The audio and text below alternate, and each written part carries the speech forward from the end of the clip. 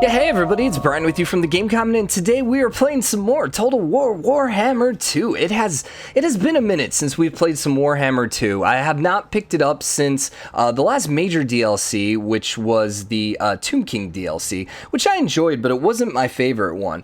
This one, however, today we had a new DLC launch, Curse of the Vampire Coast, and I am so excited for it. Essentially, you're playing as like undead vampire pirates, and it is so freaking cool. Some of the units I've been watching videos on are just ridiculously awesome. So if you're unaware of what Total War Warhammer 2 is, it's essentially another strategy game like most of what we play. And this one has like two different parts. So you have the normal campaign map like any other strategy game where you move your armies around, you colonize cities, you settle cities, you raise cities, you have income that you have to manage and all that kind of fun stuff. And then the other aspect of Warhammer is the fact, or Warhammer 2, Total War Warhammer 2 rather, is that you also have the battle maps. So anytime you fight a combat or anytime you fight battles, instead of it just being like random rolls, instead of it just kind of happening off screen, you actually get to control your units. Down to the last unit, you can actually watch them fight with the enemy and control them and determine what they do. And so it offers a lot more strategy to the game, because sometimes you can take on battles and win that you wouldn't normally be able to win if you just had random rolls and stuff like that. So we'll kind of explain more as we hop in. We're going to hop into a new campaign. There's two different options for campaigns. Eye of the Vortex is the Warhammer 2 campaign. The Vortex itself campaign is not my favorite, but we're going to have slightly different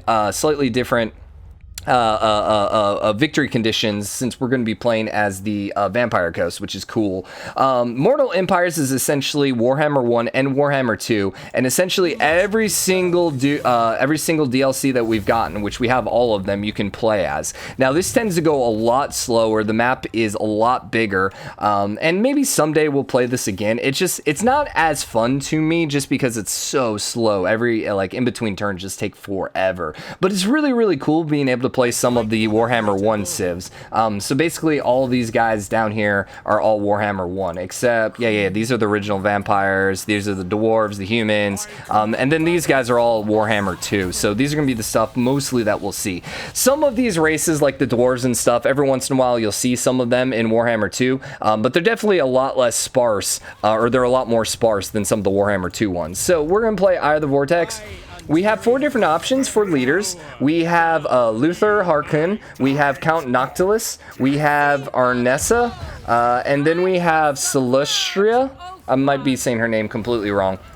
I think we're going to play as Luther. He's just kind of the initial normal one. It's been a while since I played, so I'm probably going to be pretty bad at it. Both of these guys are easy. We ended up taking a look at Noctilus during our live stream today. He is awesome. He starts with the zombie... No. He starts with the Necrofax Colossus, and this thing is ridiculous. So it's a giant monster that has a pirate ship for a head. It has like cannons for arms that just do ridiculous amount of damage. Like, look at its missile damage right there. That's like max level damage. It is stupidly powerful. Eventually we should be able to unlock it though with Luther. Apparently Arnessa, she gets to use a lot more humans though, some Saratosa free companies, so that's kind of cool. And then I've watched some video with Celestra. Some of her abilities seem really amazing. She starts with a siege artillery, which is cool because none of the others start with artillery. The sirens, yeah, they seem really cool as well. And then let's see the Morghuls. All right, so I actually think Luther probably starts with the weakest amount of units, because the bloated corpses, they're awesome. They're really great, but they're not like super high tier. The deck droppers are nice, but they're once again like tier 1 units. And then the Morghuls are pretty nice. Those guys aren't bad. So we'll start with you. So let's see, Vampire Coast. He gets leadership +8 when fighting lizardmen. So for fighting any of the lizardmen races, we get +8 leadership. Essentially, leadership keeps it so that your units don't break as easy. And here's the thing. Normally, if you're playing as any other race, like for example, the lizardmen, when your units break, when their leadership gets to 0 and the leaders and they break, they just basically run away. When you're playing as vampire and you have undead units, when they break, they just disintegrate. They just die. So you can get units really cheap and really easy and spam out a bunch of units, but it's also very easy just to lose all your units if you're not too quickly. We also have negative diplomatic relations with the Lizardmen. Essentially, we're going to be at war with them pretty much non-stop. We get melee defense for Lords and Heroes, so that's cool. So basically, our Lords and Heroes are going to last a lot longer. Lord effects, Luther, mind is fractioned. Any one of his myriad different personalities may seize control. Oh yeah, I remember hearing that. So he has different personalities which change how the faction play. So that's gonna be interesting to see. Magic resistance, 25% for all units. Sweet. So we're gonna be a little bit better against magic, and we get more corruption. Kind of boring, his effects. I'm just gonna say they're not the most exciting, but yeah, we'll go ahead and start. And I'm gonna shut up because they're gonna start with the cutscene. Now, this cutscene starts really, really quiet for a little bit, so just FYI, there is stuff happening here. It is really, really cool. So I think if I remember correctly from some of the priest videos, essentially what we're trying to do is we're trying to get this monster, this giant monster, undersea monster. We're trying to raise him. I think we're trying to kill him and then raise him from the dead to get him to join our army. I think that is our mission. So we'll probably find out a little bit more here in this cutscene. So I'll shut up now as I'm going to start picking up. Yeah, this is the monster here. He looks cool. Smog? Was that the whole cutscene? No, okay. I was gonna say that was gonna be a really crappy cutscene. Dude. This looks so cool. Like, look at those ships, man. That's a tall freaking ship. They say Wolfheart's ship, the Vengeance, is sunk. 60 cannons and 200 souls lost to the deep. They say it was a fell storm that took her, or some say it was pirates from the Maelstrom. It was a giant monster. They say she was lost here, in the realm of Luther Harkon. And to trespass in these waters is to invite death on board. But then they know nothing. You waste our time. Wait! This is the map you are looking for, crafted by Captain Jacob Wolfheart. I like this himself. artwork. I beg your patience, for its secrets are easily missed. Mathlanka, Semga. You just burned the whole map. This Wolfheart's obsession, a life spent chasing tavern stories and myths. Sightings, eyewitness accounts, 100 shipwrecks named and dated.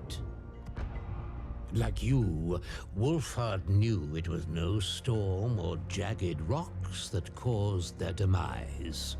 There's a monster. It was Yeah. the Tide Maker, the ancient merworm. Merworm? The elves named it Aminar. Yes, please. Dude, he looks badass. Wolfheart's ship, where is it? Yes, its final resting place. It was here he fought the beast, the fight to the death. Is that a hand coming out of his mouth? One of his crew were lost. It was he who marked the map with this cross. The vengeance lies here. And if the story runs true, a weapon lies with her. A weapon to kill the unkillable. Well, that weapon didn't really help him. To challenge the beast is to challenge the sea itself, cursing all that sail with its retribution. Wolfheart sought infamy for killing the beast, but the question remains, why would your kind seek it?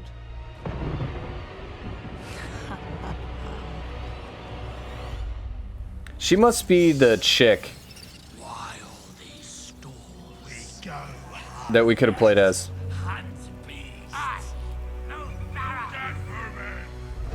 These guys are so cool. My lord, we have the map. What are your orders? Kill the beast. Resurrect the beast. Rule the waves. Okay. Why do we have to kill the beast to rule the waves? Can't we rule the waves without the beast? I mean, sure, whatever. Elven Vortex falters. Luthor Harkon is supposed to take advantage. For centuries, he has ruled the Vampire Coast to stretch the Lustrian shoreline where zombies lurk. While assaulting a hidden chamber, powerful glyphs rebounded Harkon's sorcery, shattering his mind into Ming, warring personalities, and severing him from the winds of magic. Yet now his psyche have a chance to align and become a world power. Blah, blah, blah. I missed the rest of it. And blown to these So this is kind of our introduction for the whole map, by the way. thirst for control of my mind as it struggles and You got some bickers problems, with my dude. desires. I'm just gonna say. And now, the wretched mutineers to the north think my affliction holds us back. I like the artwork for these towns. They look We cool. shall show them who truly rules the Vampire Coast. The crazy man. Out in the great ocean, the maelstrom So this is the rages guy at the we played for center our of the live stream. This is where he Galleon's starts. graveyard. Really, really cool. A great source of power. I don't think we can take him on, Controlled even by though the his army's pretty formidable low, because that known ship as wrecks people. So Count Noctilus. he's also a mage, which is cool. Yes. We must keep our eyes on him and his mysterious, ethereal stronghold. I don't know if we're supposed to eventually go conquer it, though. Across the Probably. straits are the desert lands of the Lich King. Yeah. I like these He guys. has always been an ally. I to love this game. vampires. But his fate depends on whether he wants to make an enemy of me. There is only room for one king in these parts. I mean, that's not really in your parts, The though. This is sea kind of across the offers sea, wealth but, and you know, power. whatever. But Lustria is home to the abandoned cities of the Lizard Men and their many mysterious treasures.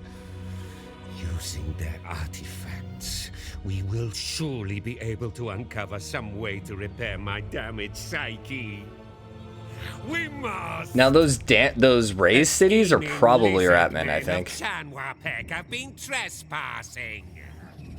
If not for the promise of the magical relics, we would have wiped them out already. Cool. For now, we watch them. Yeah, look at how cool that place is. The Vampire Coast is, and always will be, ours. For we are the terror of the seas. We are the Pirate King. He's fun. He's fun.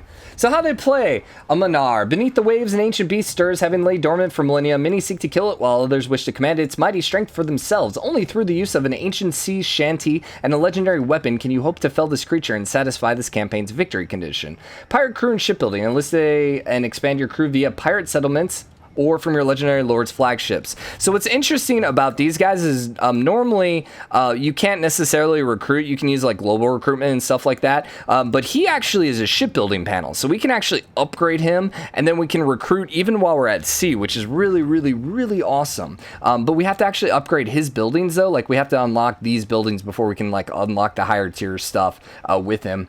So anyways, your lord operates as a mobile fighting platform, construction platform, independent from normal empire, building and able to recruit or construct from their flagship at sea or on land. So these guys are actually pretty similar to the Beastmen in Warhammer 1. That's how they kind of worked out, where basically you had hordes that walked around. Infamy. To become a legendary pirate, you must first acquire infamy through actions, defeating armies, capturing settlements, and establishing pirate codes will increase your infamy level. In doing so, your ranking on the list of infamous pirates will improve, rising towards the top and drawing the attention of legendary pirates in possession of powerful verses of the lost shanty, sea shanty needed for victory. So essentially, when we get to like level 7, then we'll get the first sea shanty, which will fill this up, which gives us passive boost, but then also gets us closer to actually winning. I'm assuming once we get all 3, then we win the game. I would think. I don't know. Pirate coves can provide steady income and other benefits. These coves can be secretly developed at any port settlement, leeching from current occupations. So what's different? Dare to go against me? Yeah, I don't think I care. The Hawk. I will not tolerate these stretch dogs will beg. Yeah. So what's normally, like how the game normally works is when you conquer settlements, if it has a suitable climate, you can colonize it or you can occupy it and actually live there yourself. Sometimes you'll run across settlements that you can't occupy because it's not suitable climate. Like if we got up north to like the Dark Elves, that's all going to be like snowy stuff, and we're not necessarily going to be able to occupy it. But what we can do is we can create our own little pirate cove or whatever it was called inside the city. So basically, they maintain control. Whoever you beat in the battle, they will maintain control of the city, but you generate income from it, and you also get infamy from it. So we start in the south half of Lustria. Okay. For the most part, the elves are up here, the plain old elves. The dark elves are kind of over here. The lizardmen and ratmen are kind of down here. There's a little bit of like you'll have like random units all over the place. There are also some lizardmen down here. The Tomb Kings were over here, and then there was also some like dwarves and stuff like that over there as well. So what's our first goal? Capture and occupy a settlement that belongs to them. Okay, cool. And then find the hidden treasure. So we dig for treasure. So we have treasure maps in this game. Okay, so we have to go kill this fleet. This fleet's going to be pretty difficult, so we'll want to be a little bit higher. But we'll make 7,000, and we'll also get the Star Metal Harpoon, so we'll want to go fight them eventually. But yeah, so we get treasure maps. So if we end up, we can kind of find out that, hey, we can go find treasure up there. So one of the options for your lord now is you can go dig for treasure. And so it consumes all remaining movement, and it gives us a chance of finding additional treasure maps. So while we're up there, if we go digging for treasure, then there's a chance we get more treasure, which is kind of cool. So let's go ahead and start getting some recruitment. We can grab more units. So we have kind of basic units right now. The Deckhand Pirate mobs, these guys are just basic meat shields. They're pretty bad, but they're basically there just to kind of distract the enemy. The gunner mobs do some damage. They're range units. They can also fire while moving. They're not particularly good, though. Missile damage at 15 is pretty freaking weak. Bloated corpses are awesome. These guys are exploding monsters. They're, I'm trying to think, like, most of the zombie games, I'm trying to think of, like, Left 4 Dead, for example. You have the giant bloated zombies. They work the exact same way. So you basically take them, you walk up to the enemy, they explode, they do massive amounts of damage, especially against, like, lighter, unarmored infantry. Then we have the Morghuls. These are armor-piercing, anti-infantry, cause terror stock. That means they're going to scare them. They're going to do quite a bit of damage. Their weapon strength, 100. That's pretty nice for a early tier unit. And then deck droppers, these guys are really cool because they fire while moving, so I like them. So we're gonna raise all of these guys. Since we're vampires, we get to, anytime we fight a battle, we get to raise corpses. Usually it's gonna be these lower level units, but you know, it's a great way to replenish your troops and stuff like that. I think we also want to go ahead and fill our army here. We're just going to go ahead and fill our army with as many pirates as possible, and we're going to go hit Pox Marsh next turn. We could go hit it this turn, and we could probably kill it, but there's no one there, so we might as well wait an extra turn. Down here, I would like to grab a building. We're going to grab this one, because this one gives us income. Also increases treasure generated from the Curse of the Bountiful Treasure Right. Oh, nice, nice. So rights are special things you can do, but you have to unlock them first. So, for example, once we get this treasure map, then we can do this right, Curse of the Sea Mist, spend 3,500, and then for 5 turns, all regions belonging to you will be covered by Curse Mist, causing attrition. So if we're being invaded, great way to basically do a lot of damage to the enemy armies. We also get a Vanguard deployment for some of our units, which means we can place them wherever we want on the map, and then immune to Curse Mist attrition means we're immune to it. So this is great. Ooh, what? Queen Bez. Ooh, we want this one. Dang, we need to get level 12 for that. All right, cool. What else can we build over here? We have unique buildings. I don't think I care about that. We could go for the Fell Howlers, but I think the other thing was Luther could actually upgrade himself right now. Do we want to upgrade that right away? That's all my money. So when you upgrade, what does this give us? It lowers the upkeep for all our units. We could also come here and lower the upkeep by 5% for all units as well. However, this does give us more growth, and I think let's do that. Let's get the more growth. The more growth basically means, so for example, here, you'll notice it has this little population surplus by it. We can only, upgrade our building to this if we have the population surplus. So the more growth you have, like you can see, it's going to take us 5 turns because we're making 4 growth per turn. So it'll take us 5 turns to actually get another growth population point. So getting an extra 8 is ridiculous because that's basically twice as good as what we have right now. So most of our buildings in this particular, in our pirate ship, quote unquote, require growth. So we're going to want that. We also have research available. I'm probably not going to talk through all the research. Research basically just gives you passive benefits to either your buildings or your units. I'm going to go for gunnery crews. This basically gives us more missile damage for our pirate mobs. The pirate mobs are the units that we're currently rolling around with. So right now they do 15 damage. An extra 5% is going to be what? 10 would be 1.5. So it's going to be half of that. So 0.75. So they'll do about 16 missile damage, which isn't that much, but it does stack with, for example, here, we can get another 5%. So, yeah, I think we're going to roll with that. We already talked about this, correct? Now, the only thing I'm not sure of... Oh, we also have offices, which is almost exactly how the humans worked in Warhammer 1. So when you get different lords and stuff, you can assign them to an office, and it gives them passive benefits, which is kind of cool. Kind of cool. We got diplomacy as well. So the Dreadfleet hates us. That was our dude over here, Noctilus. Yeah, we're not really friendly. I would like a trade... Okay, they will actually... I would like to get a trade agreement with you at some point. So, now that we have a non-aggression pact, his opinion of me is going to go up. The thing is, I'm probably going to kill him at some point. We'll see. But honestly, I'll probably end up having to fight the Lizardmen next. Rogue armies, yeah, none of these guys really care about us. So that's diplomacy. Objectives. So we need to acquire the Star Metal Harpoon. We need to gain all 3 verses on the Shi-Santi. We need to construct the shipbuilding, and then we have to win the final battle. Okay. Now, the only thing I'm not sure of are... So in the original game, the Eye of the Vortex campaign, the Lizardmen, the Dark Elves, the regular High Elves, and the... Ratmen, the Skaven, were all trying to control the Vortex. They had to do like certain number of spells or something like that, and then they had to fight the Chaos Invaders, and then after they did like 4 rituals or whatever it was, then they controlled the Vortex, they win the game. Are we competing against them in that? Or are we basically don't have to worry about them ever going out? Might be either or. I don't really know. So for now, let's just go next turn. I'm gonna drink some water because that was a lot of talking. Okay, so we have some more objectives up here. We have 3 right now. War declared. So this was a Skaven is declaring war on one of the Lizardmen's. Okay. Mutineers in the marsh. We need to occupy that. All right. We need to find the hidden treasure, which is up there. Okay. And then defeat the Lord's army. Thacket the Underlane. Where's this? Where's his army? Oh yeah, this one. Okay. So those are our missions. All right. I think we're ready to just go march out now.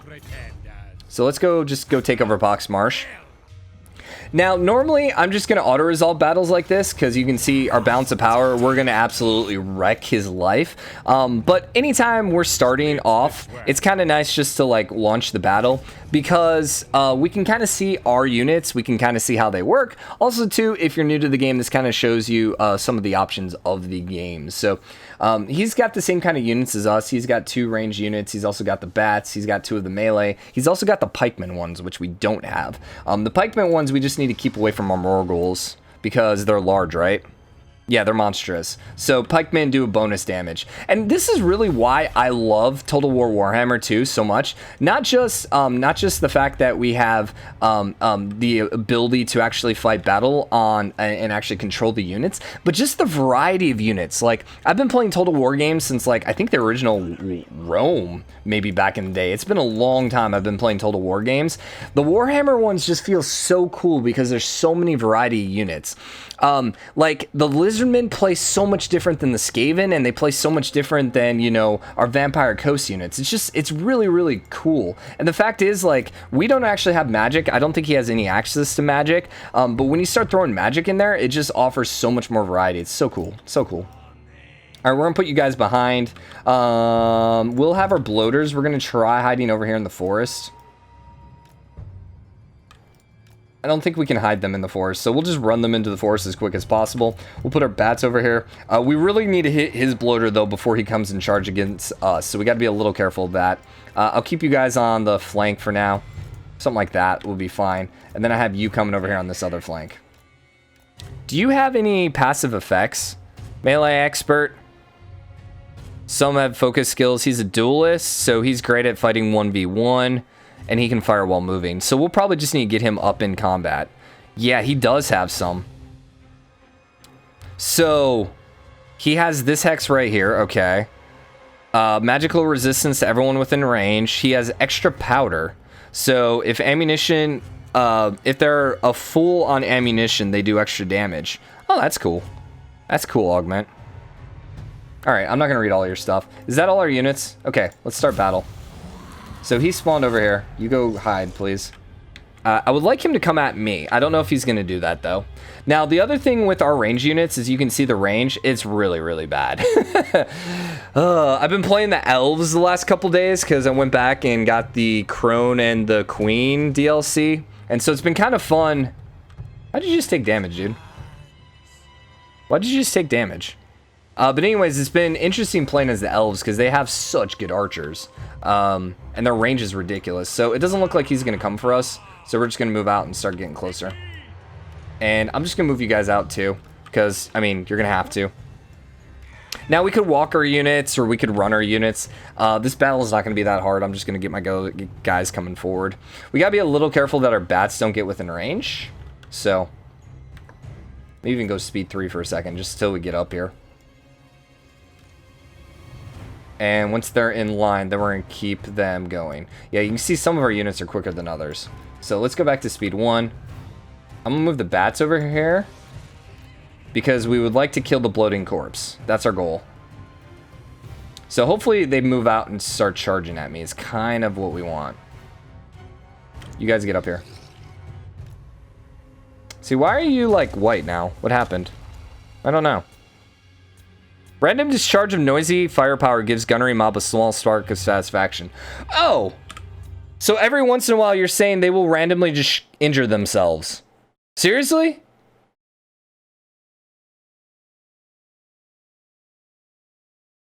Seriously. You're telling me they're just gonna randomly kill themselves? Alright. I mean, that's a thing, sure. Oh, we have fear. All our dudes cause fear. That's why we were killing. Earlier, we were fighting toe-to-toe with the Dark Elves pretty well, and I was kind of surprised. I think part of it's because we cause fear. Fear is pretty awesome of a debuff. Now, the only thing to keep in mind is they're also undead as well, so we're not going to like be able to do any extra fear or anything like that. Okay, so he's moving towards us. Run away, run away, run away, run away. We do a lot more damage. These bats have a lot higher damage, but... Okay, so you're moving closer. And so now we're going to start shooting at these guys. We just, like, as you can see, you can get absolutely wrecked. You can get absolutely wrecked by enemies if you're not careful.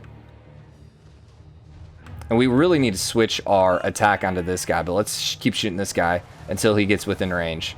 And then we're going to push on you. So once he gets CL, they're gonna, or once that silver bar disappears, that's when they start breaking. And actually, you can see the red on top of them right now. That means they're disintegrating. So number one, they're gonna just kind of run away. Number two, eventually they're just gonna straight up disintegrate. So yeah, basically they straight up die if their leadership's broken. Which, yeah, that's a thing. That's a thing. So let's move you up. You're all shooting this guy, right? Is what we said. And then you guys are going to come over here and just blow some stuff up, dude. They're also hurting us, but that's fine. We just need to get this guy dead. That's kind of the thing. Should have ran these guys a little further forward. I'm okay to get you guys attacking here. I'm going to have you come over here and blow up those deckhands. And then hopefully you can go get these deckhands. Did we kill them? I think we did. So now they're going to fire and run. And you two guys just come up here and start attacking. Who was the harder units? I think we killed their exploders already, so we can watch this here. Look at this. Look at this. Love it. Look at how much damage. That just absolutely wrecked his life. So you guys, you come over here. Don't die. Don't die. I need you to explode. Oh, that's our king. Oh, we already exploded then. Yeah, you get in here, dude. Start killing. What's up? Yo. You guys will go on 3 real quick. And then you guys all on 1. So 1, come here and just start murdering. Oh, I have to right click. That's right. Because he's going to shoot from a range. But we actually don't want him shooting from range. We want him doing damage. You guys can keep shooting here. That's fine. And you guys can come over here and start killing too. Alright. Go kill these guys. You guys can actually shoot though. Because these guys are about to break. I think, are they still fighting us? They're still fighting, but they're going to disintegrate here pretty quickly. So some of these guys are going to keep fighting them. Whatever. Whatever. You took a little bit of damage there. When I did my test battle earlier, we only took 8 casualties. Pretty sure we're going to have more than 8 casualties this time, but whatever. Yeah, both these guys are dead. So when all the morale is broken, basically the match is over. So as soon as that silver bar disappears, we win, basically. I don't even think we have to worry about the I think they just instantly disintegrate at that point, right? No, they still run away. Oh, okay. Never mind. We don't instantly win. But they all died, so now we should win. Right? What? Come on. They're all dead. Thank you. End battle. So we lost both of our corpses. We actually lost 12, so I did slightly worse this time. The corpses actually got probably more kills than anyone.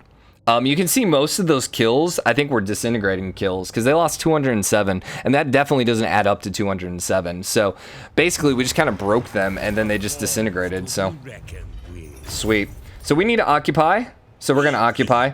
Now, we have a couple options here. We can sack it, so he maintains control of it, but we take a bunch of money. We also gain a bunch of unit replenishment, so basically all our units gain much higher HP. We can burn it to the ground, which gives us infamy. Interesting. Or we could do the Pirate Coast. This is what's new. So essentially, he maintains control of it, we make a little bit of money, and then I think we also make money per turn. Yeah, you can leech off them without them being aware of your presence. We're going to occupy it because that's our mission. So, it gave us another 1,000 and some infamy. The first step towards regaining my territory has been taken. But it is not enough. Okay. We will not rest until we hold sway over the entire Vampire Coast once again. And after that, all of Lustria. Okay. The dead shall dominate this continent, and the Pirate King shall be their master. Sounds good. So maintain control of one province through ownership, and we can gain 2,000 gold. Aren't we doing that? Oh, one province. We have to own the whole province. So right now we only have 2 of the settlements in the province. We also need to go grab the Blood Swamps and the Star Tower. There's probably Skaven in one of those, if not both. Now, the other option we have is we are also at war over here with this dude, and we probably want to take him out before he can do any more damage to us. We can actually come here and look at him. Are these the guys we're fighting? No, we're fighting the guys off the coast. Who are you? There, the mutineers. So he only has 1 settlement left. So this is his last settlement. So we should probably just go murder him then when we're done here. We will wait a turn, get a little more HP. We can get another bloater back, sure. We can't do any infamy or regiments of renown. Those guys are so good when you can get them. All you can do is gunner mobs. I will grab a couple more melee. I'm fine with that because we don't have that much melee right now. And give me... Let's just max out here. Yeah, I think let's just spend a turn and just max out our units. Once again, we have really crappy units, and so because of that, we want to have a numerical advantage in any battle we fight. We get to level up our hero now, and so every skill tree for every lord is a little bit different, every lord and hero. He doesn't seem to have any spells, which, yeah, because he couldn't use spells. So we got some pretty badass stuff here, though. Let's see. So we can do melee attack, weapon strength. We'll probably make him like 1v1, absolutely destroy everyone. So I'll probably take him down this tree just to get him more weapon strength and stuff like that. We always want to start off, though, with campaign movement range because that just allows you to move a lot quicker around the map. Universally agreed as like the must-have when you start off a game. So we still want to upgrade you up to level 2 so I can actually get the gunner mobs and the handguns. Hello, bloated corpses. Where can we get some of the high tier units? So this is the Necrofex, and then there's the Rotted Leviathan. So essentially he's a giant crab that uses a ship for his like shell. He's pretty badass. We also probably want to grab some mortars. Yeah, that would not be a bad idea for us either. So we're making really, really good gold. We just don't have a lot of gold right now to play with. We could also go grab some more bats. Pirate, deckhands.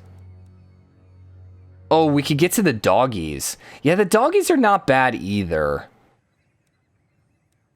We probably definitely, since this is our capital, so you'll notice, okay, I should probably talk about this too if you're new to the game. So in your capital province, you can get you're building your main capital, I guess is what this is, whatever this building's called. You can upgrade it all the way to level 5.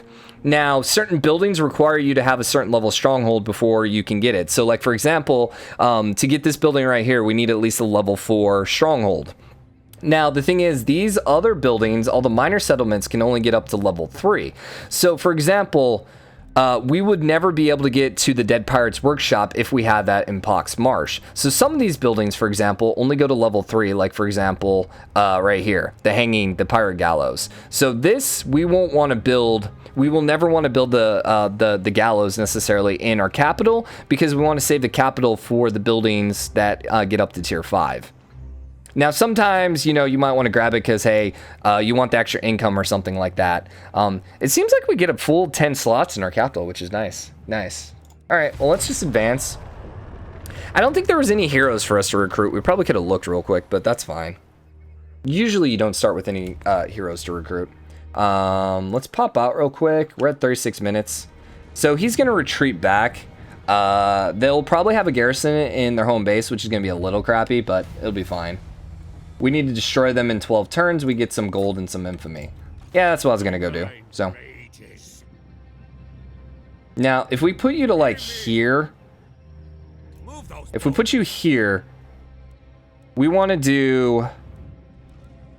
I think it's got to be in camp to upgrade this, correct? Yeah. So we can't really move much further because that was all your movement.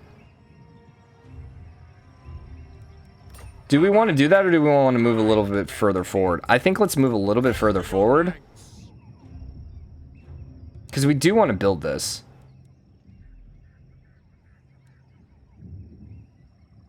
How much does encampment cost? Usually it tells you, it restricts like to 50%. We might be able to actually move and still do it. Are you telling me that? Can I go all the way here and then still do it? If I can. Oh, that's cool. All right. So what's that going to unlock? That's going to allow us to get our own vampires. That's cool. I think I will do that. I think I will grab the vampires versus anything else here. Grabbing the negative upkeep does save us a little bit of money. We are growing really quickly. Right now we're spending 1,500 on upkeep. 10% of that would be 154, so we'd be saving 75 gold per turn on upkeep if we grab this building. All right, let's grab the vampire then. Math. So next turn we should be close enough to go hit you. Those buildings get upgraded in one turn, which is nice, which is nice, which is nice. We got population surplus, so he's a little bigger too. Now, are the lizardmen currently fighting the rebels? I don't know. Also, you'll notice, so if you hover over the capital, and sure, one of the buildings have been the pirate holdout. Okay. Technology research. Sweet, sweet. So now we do extra damage with our missiles. I'm going to go ahead and grab the black powder to do even more damage with them, because we have so many of them right now. But you'll notice if you hover over the capital, it has corruption details. So untainted basically means there's no corruption, and then there's different kinds of corruption. There's chaos corruption, vampiric corruption, Skaven corruption. So we want vampiric corruption. Now, units that are untainted, like the lizardmen, they will take damage if they're inside a corrupted territory. They just take passive damage anytime they're marching through it.